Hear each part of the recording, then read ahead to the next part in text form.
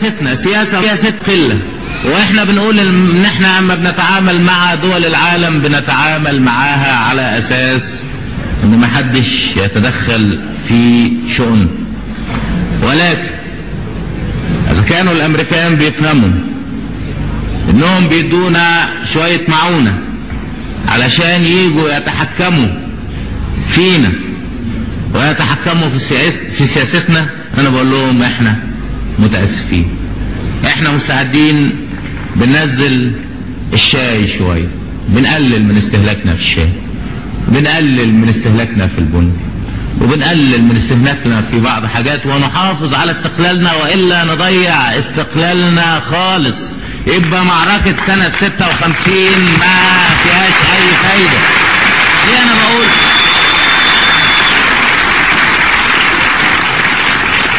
احنا بناخد من الأمريكان قمح، لازم نعرف المواضيع بالمفتوح، قمح ولحمة وفراخ. ما بناخدش مصانع والله ابدا، يعني ما بيدوناش مصانع، بيدونا بحوالي 50 مليون جنيه في السنة. احنا ميزانيتنا في السنة 1100 مليون جنيه، بنصرف على الخطة حوالي 400 مليون جنيه او 500 مليون جنيه. اذا دعا الامر ان احنا نوفر 50 مليون جنيه بنوفرها على الجزمة ولا بتهمنا والله العظيم. ليه انا بقول هذا الكلام؟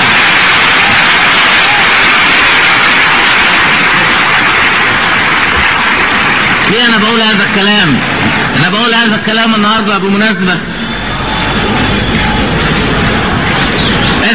بقول هذا الكلام بمناسبة امبارح السفير الامريكي قابل نائب رئيس الوزارة للتموين، وراح عنده مقموص وزعلان، وقعد عنده دقيقتين، وكان مفروض هيتكلموا على التموين، المواد التموينية اللي احنا بنجيبها من امريكا حسب قانون الحاصرات.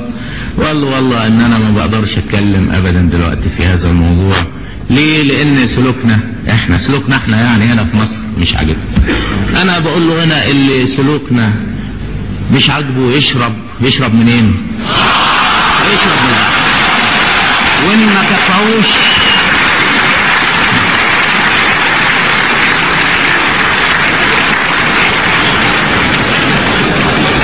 وانتوا هنا اللي ما يكفوش البحر الابيض بنديله البحر الاحمر يشربه كمان.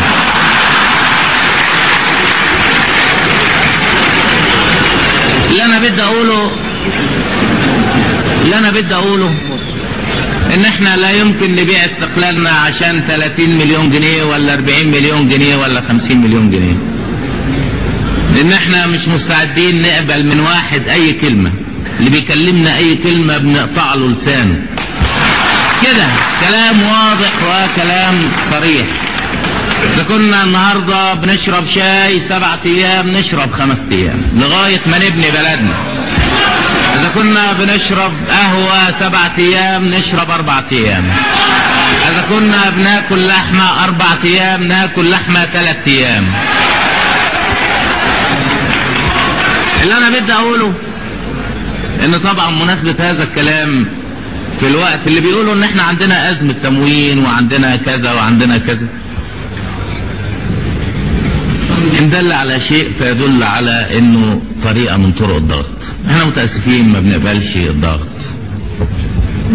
وما بنقبلش الكلام السخيف وما نقبلش الرذالة ابدا.